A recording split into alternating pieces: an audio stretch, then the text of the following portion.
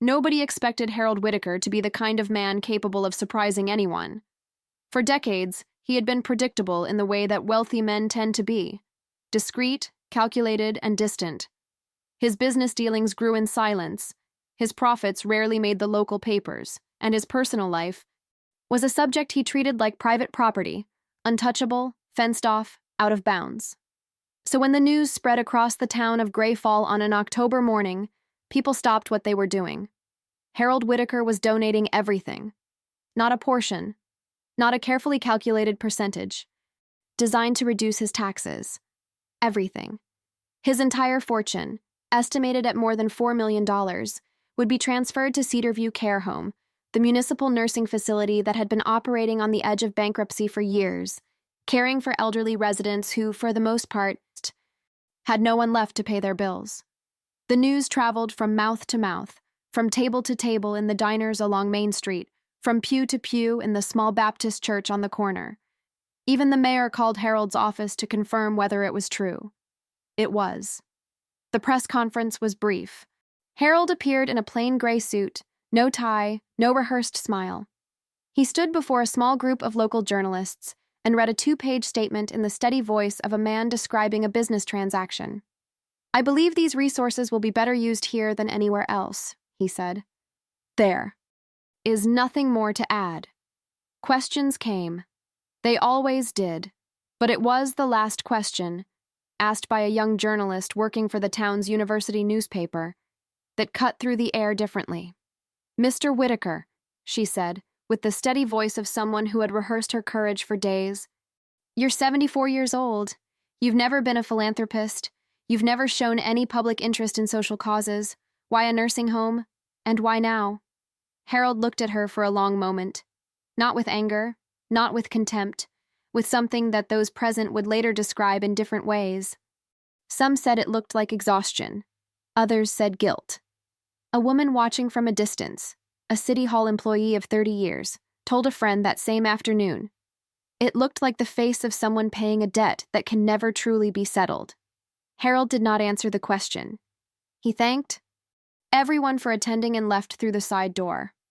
But the question remained. And in the weeks that followed, as the donation paperwork was signed and the lawyers finalized the details, Harold Whittaker began appearing at Cedarview with a frequency that no one had requested and no one quite knew how to interpret. He arrived early. He stayed for hours. He spoke little with the staff but observed everything. He walked the hallways slowly, studying the faces of the residents, pausing in front of bulletin boards and wall murals lined with old photographs. And one afternoon, he made a simple request of the facility's administrator, almost bureaucratic in nature. He asked for access to the institution's historical records. The administrator found it unusual, but Harold was now, technically, the greatest benefactor in Cedarview's history. It would be difficult to deny him anything. The Orsay archives were opened, and it was there, among dusty folders and documents no one had touched in years, that Harold Whittaker began searching for something he had never admitted, not even to himself, that he had lost.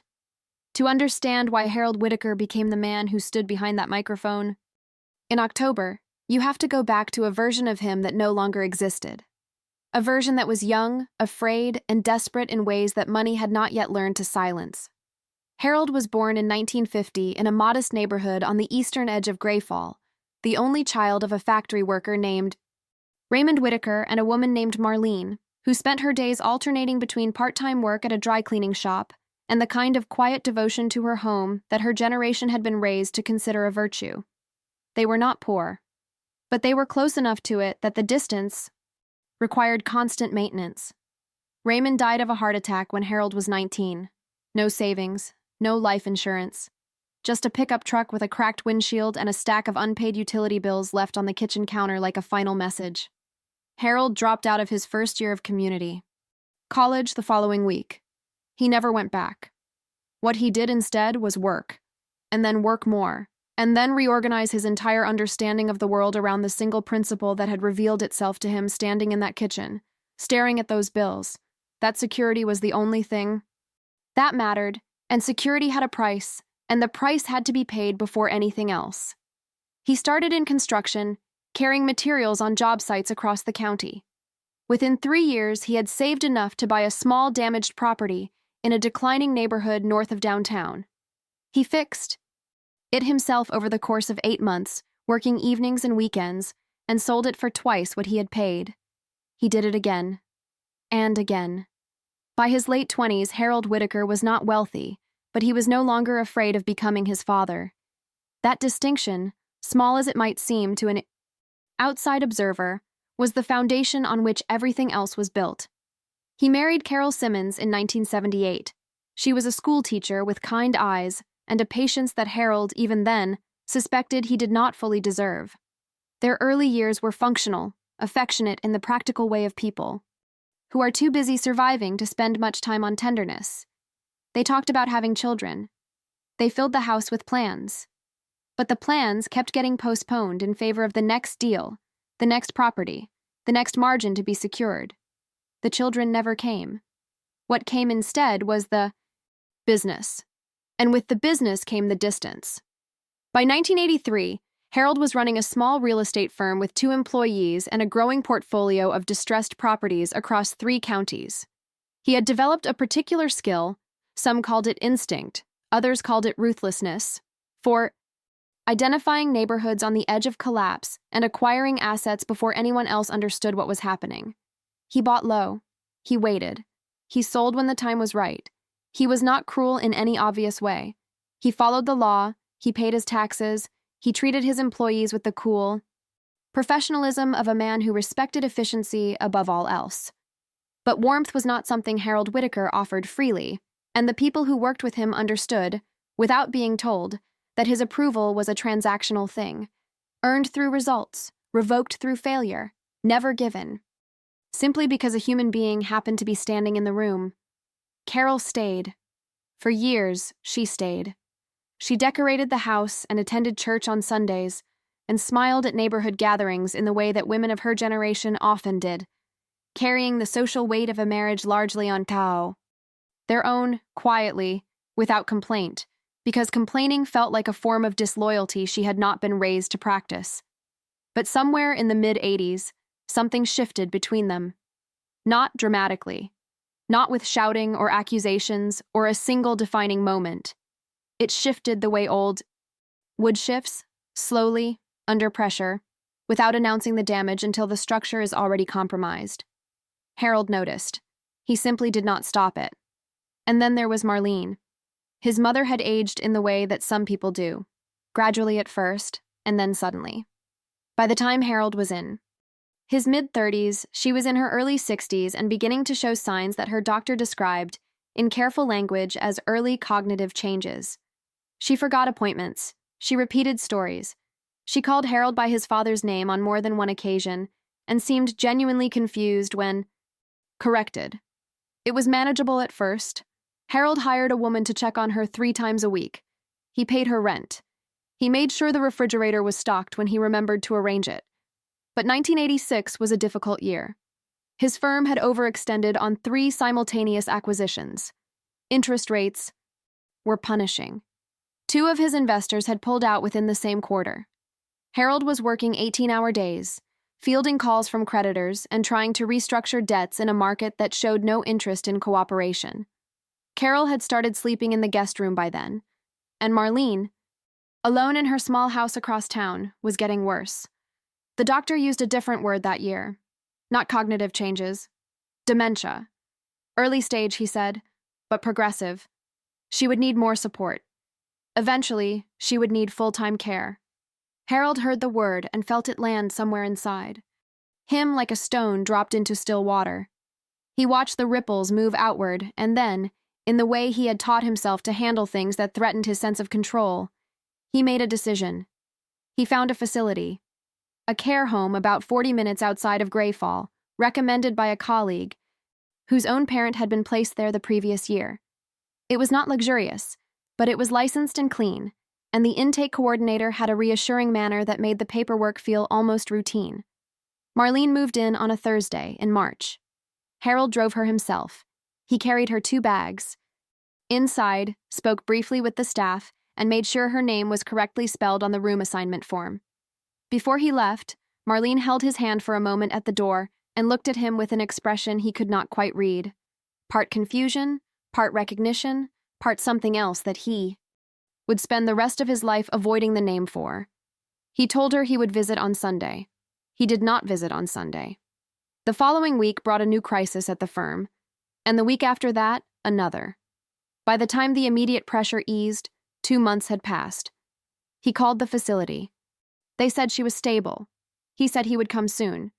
He did not come soon. The months became a year. The year became several.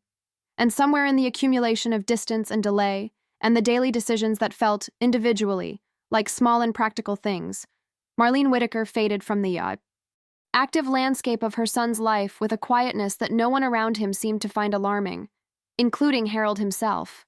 That was perhaps the most honest and most difficult thing to say about the man. He had not abandoned his mother in a moment of anger or cruelty. He had done it the way most.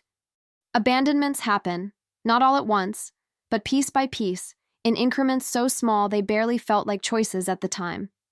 By 1990, he had lost track of which facility she was in.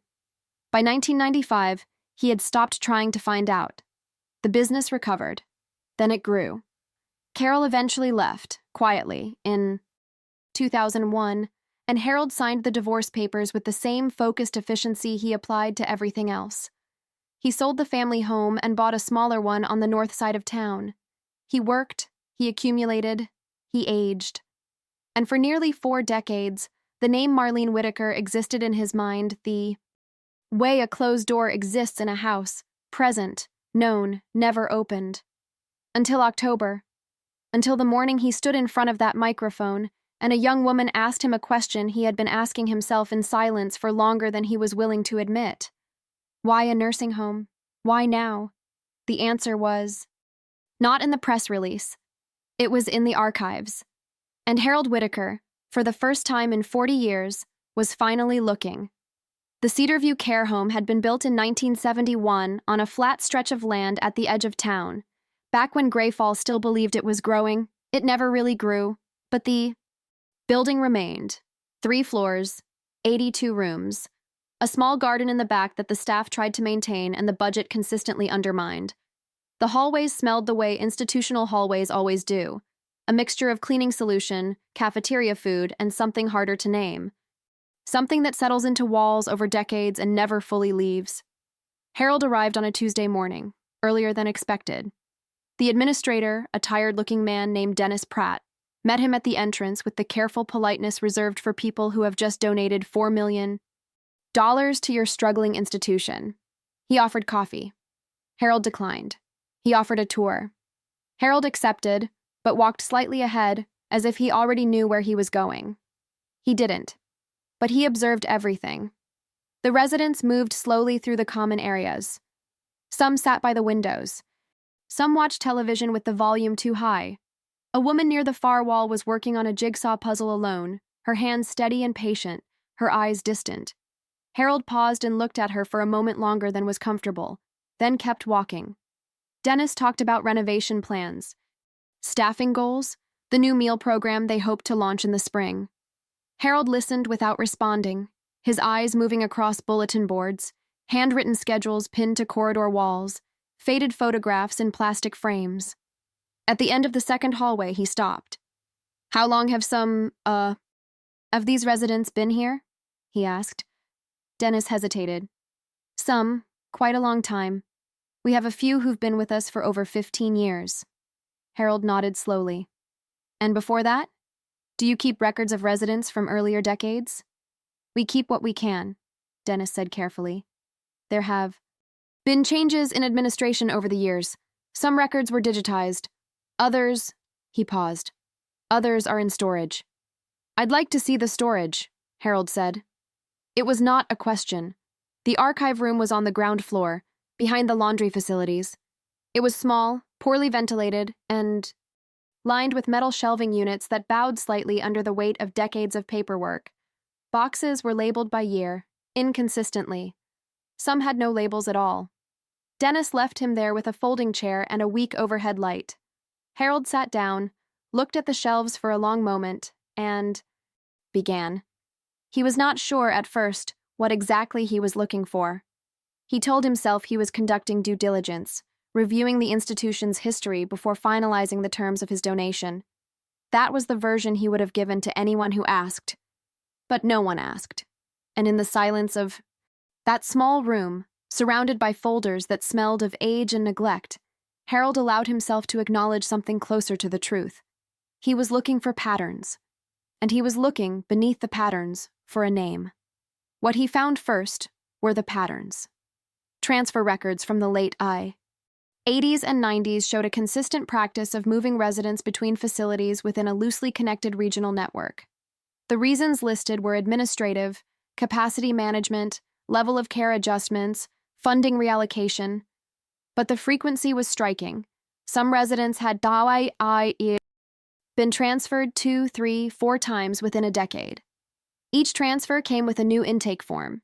Each new intake form referenced a previous file, and in several cases, the previous file was either incomplete or entirely missing.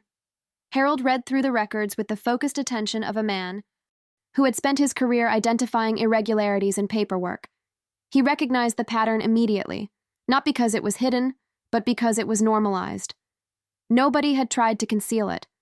It had simply been allowed to continue, year after year, because no one with any authority had ever sat down in this room and looked. There were names in those files, dozens of them, people who had arrived at Cedarview or one of its affiliated facilities, and whose documentation simply stopped at a certain point. No discharge record, no death certificate, no forwarding address, just a final entry. Sometimes a date, sometimes not even that, and then silence. Harold sat with those files for 3 hours. When he finally stood, his back ached, and the overhead light had begun to flicker. He carried a legal pad on which he had written 12 names, 12 people whose institutional records ended, without explanation. He had not yet written the 13th, but he was thinking about it. He walked back through the hallway toward the exit, past the woman still working on her puzzle, past the television still playing too loud, past the quiet faces arranged near the windows like people waiting for something they had stopped expecting to arrive. At the door, he turned and looked back once at the length of the corridor. And for the first time since he had set foot in Cedarview, something shifted in Harold Whitaker's expression. Not guilt, not yet. Something that came before guilt. The specific discomfort of a man who has spent decades avoiding a question and has just realized, with complete clarity, that the question has been waiting patiently the entire time. He pushed open the door and walked into the cold afternoon air. He would be back tomorrow. Harold returned the next morning with a thermos of coffee and a fresh legal pad. Dennis had learned quickly not to interrupt him. The archive room was exactly as Harold had left it. He sat down, opened the pad to his list of 12 names, turned to a clean page, and wrote a 13th.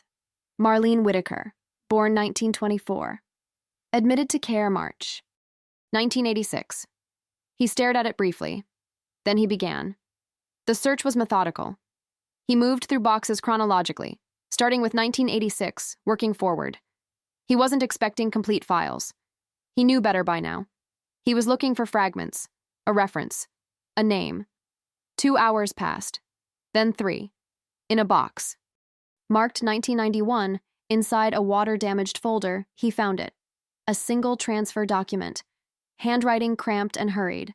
The sending facility was Maplewood Residential, 30 miles north, the original place Harold had brought her. The receiving facility was Cedarview. The date was September 1991. The patient's name, spelled slightly differently but unmistakably hers, Marlene Whitaker. She had been here. Harold set the document on his knee and stared at the opposite wall for a long time. The flickering light above him buzzed faintly. Somewhere down the hallway, a television played. He had driven past this building for years without stopping. He picked up his pen and wrote one word beneath her name. The transfer document was a beginning, but beginnings were only useful if you knew where to follow them. Harold photographed the document, placed it back carefully, and spent the rest of the morning building a timeline. Marlene had entered Maplewood in March 1986. She had been transferred to Cedarview in September 1991. 5.5 years at the first facility, with nothing documented from that period, He needed Maplewood's records. Maplewood no longer existed. A quick search confirmed it had closed in 1998 after a state inspection cited understaffing and inadequate care. The building was now a warehouse, but records had to go somewhere. That evening, Harold made calls, pulling on 40 years of professional relationships until he reached a woman named Patricia Owens at the county health department. She remembered the Maplewood closure with the clarity of someone who had found it troubling. She told him the records had been transferred to a regional county storage facility. Technically accessible, practically chaotic. Harold filed a formal request the next morning. While he waited, he returned to Cedarview looking for something records couldn't provide. People. Dennis identified 2 long-term staff members, Gloria Tran, a nurse since 1989, and Earl Simmons, a maintenance worker who had been with the building since 1987. Gloria spoke carefully. Transfers in those years happened fast, she said. When funding changed, residents moved. Families were sometimes notified after the fact, sometimes not at all. Did you know a Marlene Whitaker? Harold asked. Gloria paused. I remember a Marlene, quiet woman, sat near the east window. She looked down. I don't remember her having any visitors. Harold said nothing. Do you remember what happened to her? When someone was transferred, they were just gone, Gloria said. You learned not to ask. Earl Simmons was replacing fencing in the back garden. He didn't remember names, but he remembered something else. There was a woman who slid folded notes under her door into the hallway, he said. Staff collected them. I always figured she was trying to reach someone. What did the notes say? Earl shrugged. Nobody ever told me. Harold walked to his car and sat without starting. The engine. Outside, the afternoon light was fading over Cedarview's roof. Somewhere inside that building, his mother had once sat by a window, waiting. The county storage facility was a low concrete building 20 minutes outside Grayfall. A clerk led Harold through narrow corridors stacked floor to ceiling with boxes until they reached a section marked with a faded label. Maplewood Residential, closed 1998. The boxes had not been touched in years. Harold worked through them alone for most of the afternoon. The records were incomplete, disorganized, and in places damaged by moisture. But they were there. He found Marlene's intake form from 1986. Then quarterly notes from 1987 and 1988. Then a gap. Then a single page from 1990 documenting a fall. A fractured wrist. Treatment administered, no family notified. He read that line twice. No family notified. Further in, he found a nutrition assessment from early 1991 flagging consistent weight loss over 6 months. The recommendation was dietary intervention and increased supervision. There was no follow-up record. Then the transfer document to Cedarview, September 1991, and after that, nothing from Maplewood. He returned to Cedarview's archives that same evening and pulled everything from 1991 onward. Marlene appeared in 2 more documents. A room assignment, a medication log ending abruptly in mid-1993, then a single handwritten note, loose at the bottom of a folder. Patient transferred. Receiving facility, Hargrove. Annex, date, October 1993. Harold had never heard of Hargrove Annex. He searched his phone. The facility had closed in 1997. No records request existed for it in the county system. He wrote the name down and closed the folder. 3 facilities, fragmented records, a trail that ended in 1993 and dissolved into administrative silence. Harold sat in the dim room for a long time. Then he picked up his pen and kept going. Hargrove Annex took 3 weeks to trace. It had operated briefly under 2 different names, absorbed by a regional health company in 1995, then quietly closed 2 years later. Its records had never been formally transferred to the county system. They existed, a retired administrator finally told Harold, in a storage unit attached to a deactivated facility on Route 9. The unit had not been opened in over 20 years. Harold drove there on a gray Tuesday morning with a flashlight and a legal pad. The lock required a bolt cutter the facility's groundskeeper provided without asking questions. Inside, he found Marlene.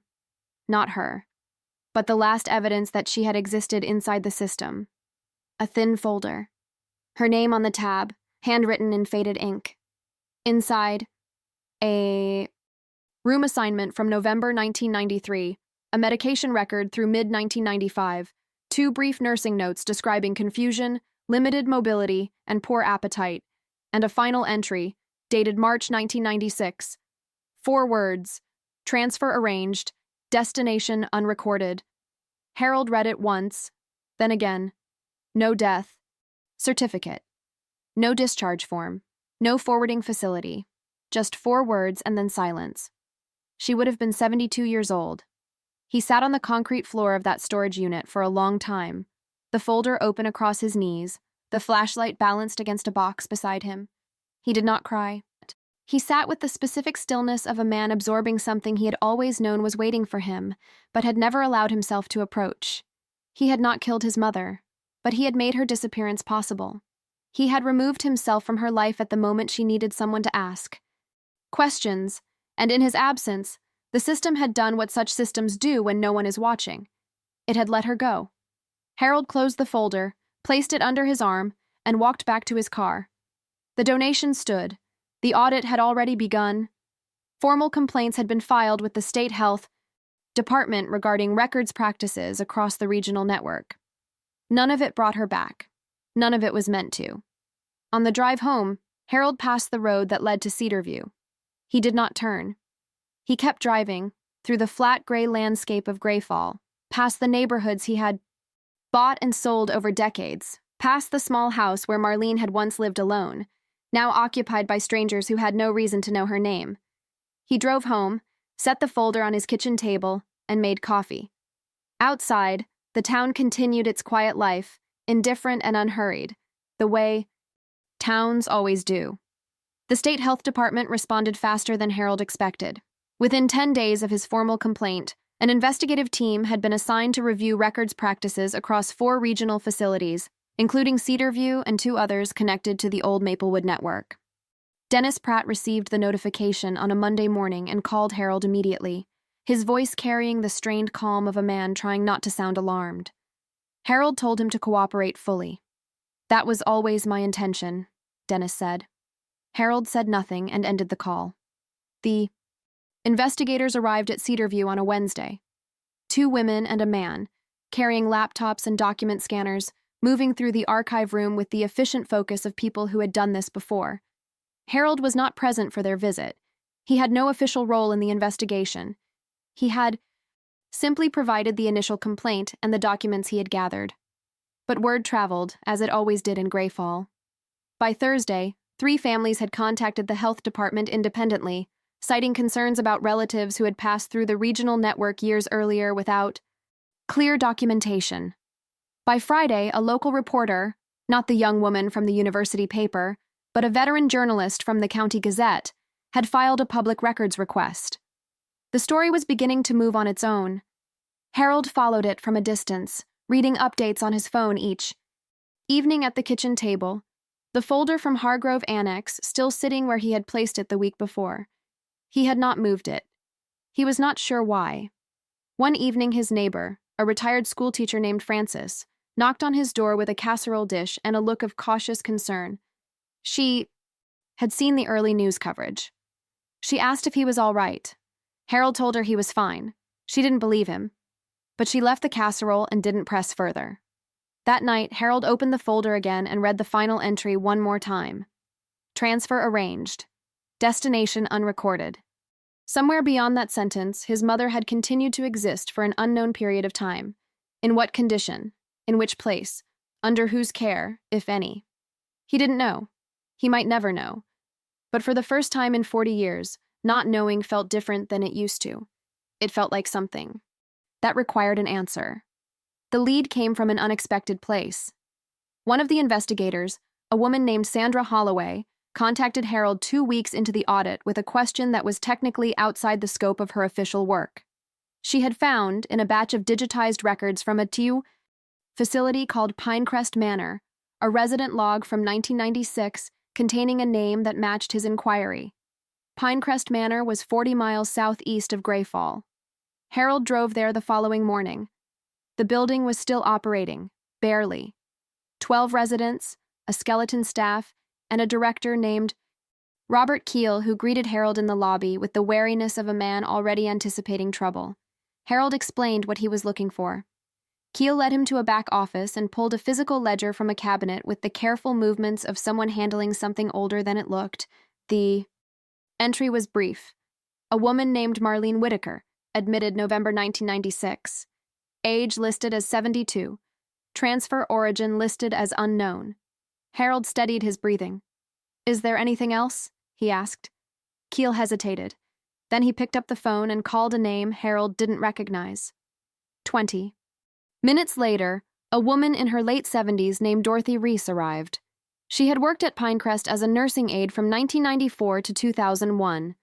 She had driven over from her home nearby without asking why she was needed. She sat across from Harold and folded her hands on the table. "I remember Marlene," she said quietly. "She was gentle, confused most of the time, but gentle." She paused. "She used to ask about her son. She said his name was Harold." The room was very still. "She talked about him often," Dorothy continued. "She seemed to believe he was coming." Harold looked at the table. Dorothy said nothing more. She didn't need to. Harold sat in his car outside Pinecrest Manor for a long time before driving home. Dorothy Reese had offered him more after the silence settled. Small details, the kind that accumulate into something heavier than any single fact. Marlene had kept a photograph on her nightstand. A young man in work clothes standing in front of a house under construction. Dorothy assumed it was Harold, though Marlene never confirmed it directly. She simply kept it there, face up, visible from her bed. She had been at Pinecrest for approximately 2 years. During that time, no visitors came. Dorothy remembered this clearly because she had made a point, more than once, of asking the front desk whether anyone had called. Nobody had. In the spring of 1998, Marlene's condition declined sharply. She stopped eating regularly. She slept most of the day. A doctor visited twice and adjusted her medication. The notes from that period, which Keel had located in a second ledger, described her as withdrawn and unresponsive to stimulation. In June 1998, she was transferred again. The receiving facility was listed this time. A small hospice unit attached to a hospital in a town called Delwood, 18 miles further southeast. Harold wrote the name down. That evening, he sat at his kitchen table with his legal pad and drew a timeline across 2 full pages. Every facility, every date, every gap. The trail was incomplete but no longer invisible. Marlene had moved through 5 institutions across 12 years. Each transfer had carried her further from Greyfall. Each new facility had known less about her than the one before. And at each stop, the same absence appeared in the records like a recurring entry. No visitors. Harold stared at those 2 words repeated across his timeline until the kitchen light felt too bright. He closed the pad. Tomorrow he would drive to Delwood. The drive to Delwood took less than 30 minutes but felt considerably longer. Harold followed the highway southeast through flat farmland and small clusters of houses that appeared and disappeared without much announcement. The kind of landscape that exists between places rather than being one itself. He had driven roads like this hundreds of times in his career, always with a destination that meant something in financial terms. A property to assess, a deal to close, a number to confirm. This was different. Delwood was smaller than Greyfall. A main street with a pharmacy, a hardware store, and a diner with a handwritten menu in the window. The hospital was on the north edge of town, a 2-story brick building that looked as though it had been added to incrementally over the decades without any particular architectural intention. The hospice unit had been absorbed into the hospital's general care wing sometime in the early 2000s. The administrator, a younger woman named Claire Marsh, received Harold with professional courtesy and listened carefully to his explanation. She pulled Marlene's records within the hour. Harold sat in a small conference room and read through them alone. Marlene Whitaker had been admitted to the Delwood Hospice Unit in July 1998. Her intake documentation listed advanced dementia, malnutrition, and limited mobility. The CHIU transferring facility had included a brief summary describing her as a long-term care resident with no active family contact. Harold paused on that phrase. No active family contact. Not estranged. Not unreachable. Simply absent. Filed away in the language of administration as a condition, like a diagnosis. He kept reading. The hospice records were more detailed than anything he had found before. Nurses had documented daily. He read through months of entries describing small, ordinary moments. Marlene sitting up on her own for the first time in weeks. Marlene responding to music played in the common room. A note from October 1998 that stopped Harold completely. Patient became briefly alert this afternoon. Asked for Harold. Staff reassured her. Patient appeared comforted and slept shortly after. He set the page down. Outside the conference room window, a maintenance worker was raking leaves in the hospital courtyard. Harold watched him work in steady, unhurried strokes and said nothing to the empty room. He picked the page back up and continued. Marlene had died on February 11th, 1999. The cause of death was listed as natural, cardiac failure consistent with her age and condition. She had been 84 days short of her 75th birthday. A staff member had been present. Her name was noted in the record. No family had been notified because no family contact information was on file. She had been buried through the county's indigent burial program in a small cemetery 2 miles outside Delwood. Plot number and section were listed in the final administrative entry with the same neutral precision as everything else in the file. Harold wrote down the plot number. He thanked Claire Marsh, gathered his copies, and walked out through the hospital's main entrance into the cold morning air. He sat in his car and looked at the address of the cemetery on his phone. It was 8 minutes away. He started the engine. The cemetery was called Delwood Memorial Gardens, though it was modest enough that the word gardens felt like an overstatement. A flat, expanse of land bordered by a low iron fence, divided into sections by gravel paths. Old trees along the perimeter.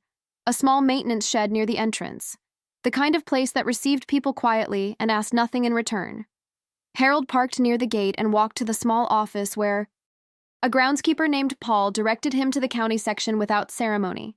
Section G, Plot 47, near the back fence, 3rd row from the left. He found it without difficulty. The marker was simple, a flat stone rectangle set level with the ground, the kind used for county burials when no family had arranged otherwise. Her name was correct.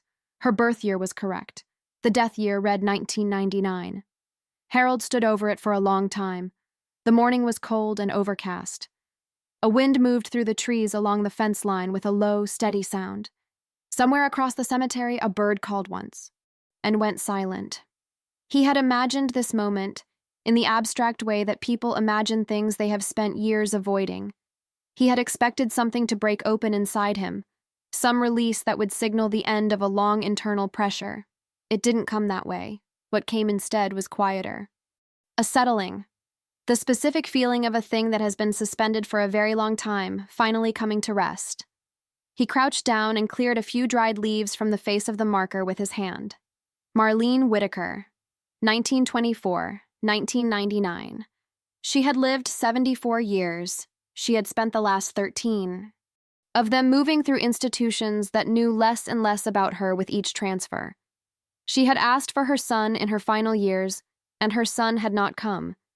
She had died in a hospice unit in a town he had never visited, tended by strangers who had been kind to her in the way that professionals are kind, genuinely, but without the specific weight of someone who belongs to you. Harold remained crouched for a moment longer than was comfortable for a man his age. Then he stood, straightened his jacket, and looked at the marker one last time. He did not speak. He was not a man who spoke to empty air. But he stood there in the particular silence of someone who has something to say and understands, fully and finally, that the person who needed to hear it is no longer available to receive it. That understanding he was learning had its own specific weight. He walked back to his car, along the gravel path, past the older sections of the cemetery where larger stones marked families who had planned ahead and left clear instructions. Paul the groundskeeper was trimming a hedge near the entrance as Harold passed. "Find what you were looking for?" he asked, without looking up. Harold considered the question longer than the man had probably intended. "Yes," he said. He drove back through Delwood without stopping, past the diner and the pharmacy and the hardware store, back onto the highway heading northwest toward Greyfall. The folder from Hargrove Annex was on the passenger seat where he had placed it that morning. He didn't look at it. He already knew everything it contained. What he didn't know yet was what came next. Not for the investigation, which had its own momentum now and no longer required him to move it forward. Not for Cedarview, which was already changing. Under the pressure of outside scrutiny, for himself, that question sat with him the entire drive home, unanswered and patient, the way certain questions are. Harold returned to Greyfall in the early afternoon and drove past his house without stopping. He wasn't ready to sit in that kitchen with the folder on the table and the silence that had accumulated there over the past several weeks. Instead, he drove to the north side of town, parked on a street he hadn't visited in years, and sat looking at a small house with white trim and a maple tree in the front yard that had grown considerably since he last paid attention to it. His mother's house, sold decades ago. Other families had lived there since. The current occupants had hung wind chimes on the porch and painted the front door a shade of blue that Marlene would not have chosen. He stayed for perhaps 10 minutes. Then he drove home. The Wahoo legal pad was on the kitchen table beside the folder. He opened it to the timeline and looked at it with the detached focus he had spent weeks applying to other people's records. Now he applied it to his own. The facts were not complicated. They were simply painful in the way that clear things are. Painful when you have spent a long time keeping them blurred. He had placed his mother in a care facility in March 1986. He had visited once, possibly twice in the first month. Then work had intervened. Then the distance had become habit. Then the habit had become absence. And the absence had solidified into something he had never named but had lived alongside for nearly 4 decades. Like a room in his house he had decided not to enter.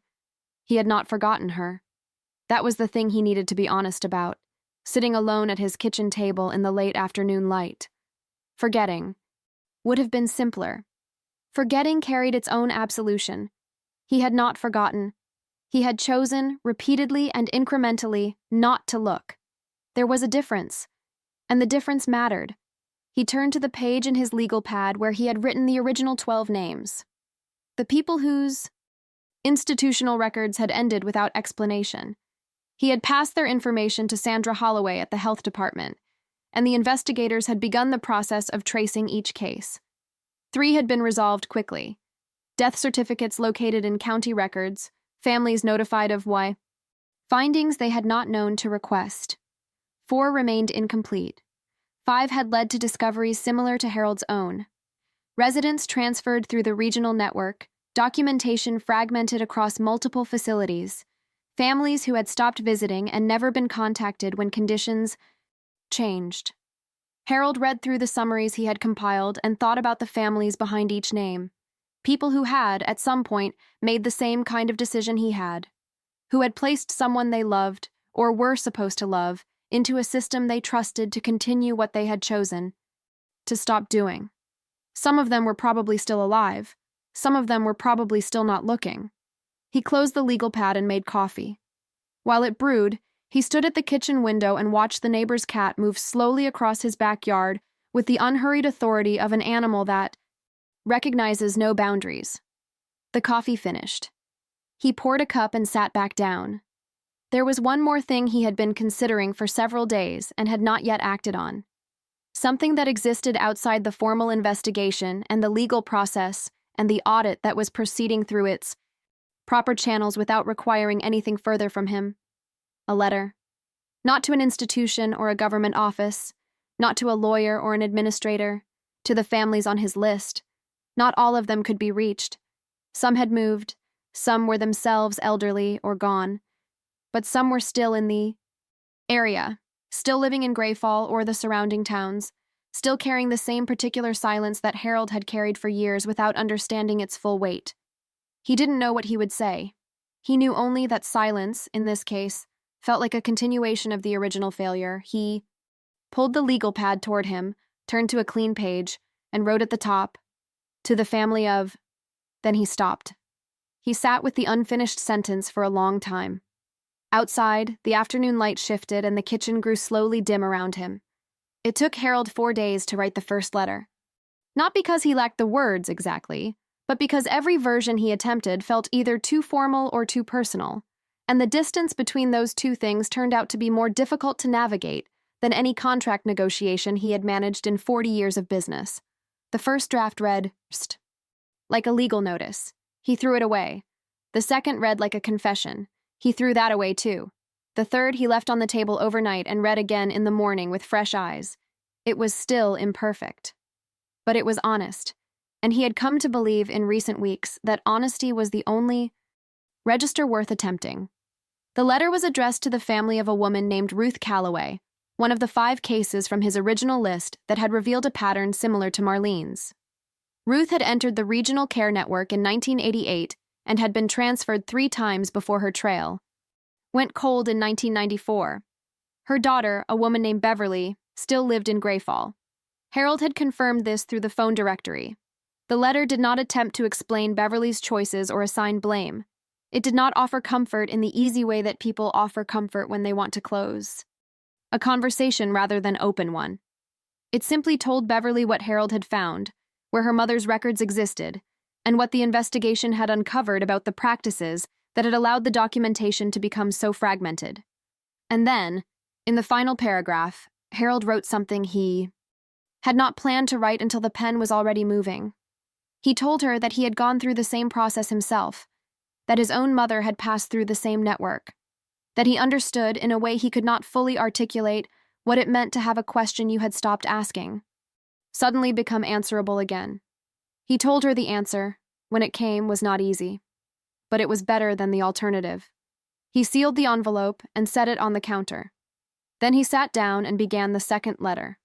By the end of the week, he had written 4. Each one took less time than the one before, not because the task became easier, but because he became more precise. He stopped trying to manage how the recipients would receive the words and focused instead on making the words accurate. That discipline, at least, was familiar. He mailed them on a Friday morning. The response he had not expected came first. Beverly Calloway called him on a Tuesday evening.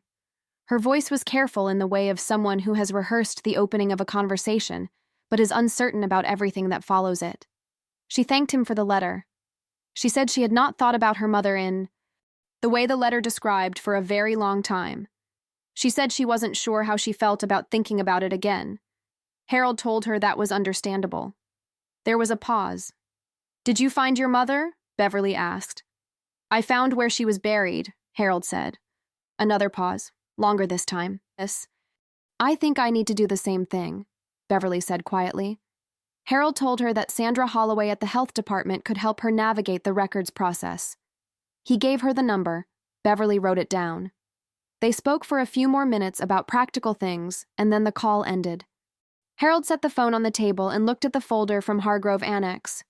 He had decided, sometime in the past week, to donate the folder to the County Historical Archive, along with copies of all the documents he had gathered. Not as evidence for the investigation, which had its own copies, but as a permanent record, something that could not be transferred without documentation or closed without notification, something that would require a name to be attached to a decision. He thought Marlene would have found that reasonable. He wasn't certain what she would have found, actually. He had not known his mother well enough in her later years to predict her reactions with confidence. That was part of what the past weeks had clarified for him. He had constructed a version of her inside his memory and related to that version rather than to the person who had continued to exist and to ask for him, long after he had stopped paying attention. The other 2 families responded within the following week. One sent a brief note of thanks. The other, an elderly man named George Pittman, whose wife had disappeared into the network in 1991, called Harold and spoke for nearly an hour. He had known, George said. He had always known she was out there somewhere. He had simply reached a point where looking felt more frightening than not looking, and he had stayed at that point for 20 years. Harold listened without interrupting. When George finally went quiet, Harold said the only thing he could think of that felt true. "I understand that," he said. "I stayed at that point for almost 40 years. George was quiet for a moment. "Does it get easier?" he asked. after you find out? Harold thought about standing at plot 47 in the cold morning air, about the flat stone marker, and the dried leaves and the bird that had called once and gone silent. It gets clearer, he said. That's different from easier, but I think it's more useful. George said he supposed that was true. They said goodbye, and Harold ended the call. Outside, it had begun to rain. A quiet, steady rain that darkened the pavement and filled the gutters and made the neighborhood look cleaned and temporary at the same time. Harold remained at the kitchen table. The folder was still there. The legal pad was still there. The letters were sent, and the calls were done, and the investigation was proceeding, without him through its proper institutional channels. What remained was something smaller and less formal. The question of what a man does with himself after he has finished looking and found what he was afraid to find. Harold did not have a complete answer, but he was, for the first time in a very long time, willing to sit with the question rather than walk away from it. That, he was beginning to understand, was where everything had to start. The audit concluded on a Thursday in late January. Harold received a copy of the findings by email, printed it at his desk, and read through it twice, with the same focused attention he had given to every document over the past several months. The report was thorough. It documented systemic failures across 4 facilities in the regional network, including inadequate transfer protocols, incomplete resident documentation, insufficient family notification procedures, and in 3 cases, evidence of residents being relocated primarily for financial rather than clinical reasons. Recommendations had been issued. 2 facilities faced potential license reviews. The county health department had committed to a new records retention policy, requiring standardized documentation and mandatory family contact attempts before any resident transfer. It was, by institutional standards, a significant outcome. Harold folded the report and placed it in a manila envelope with the rest of the documents from the past months. Then he put the envelope in the bottom drawer of his desk and closed it. He sat for a moment in the quiet of his home office. Outside, January light fell across the yard in the pale, uncommitted way it does in winter, illuminating without warming. A neighbor's dog moved along the fence line. A car passed slowly on. The wet street. Harold had spent 50 years measuring outcomes. Properties acquired, margins secured, debts resolved, assets transferred. His entire professional life had been structured around the satisfying finality of a closed transaction. A thing begun, pursued, and completed.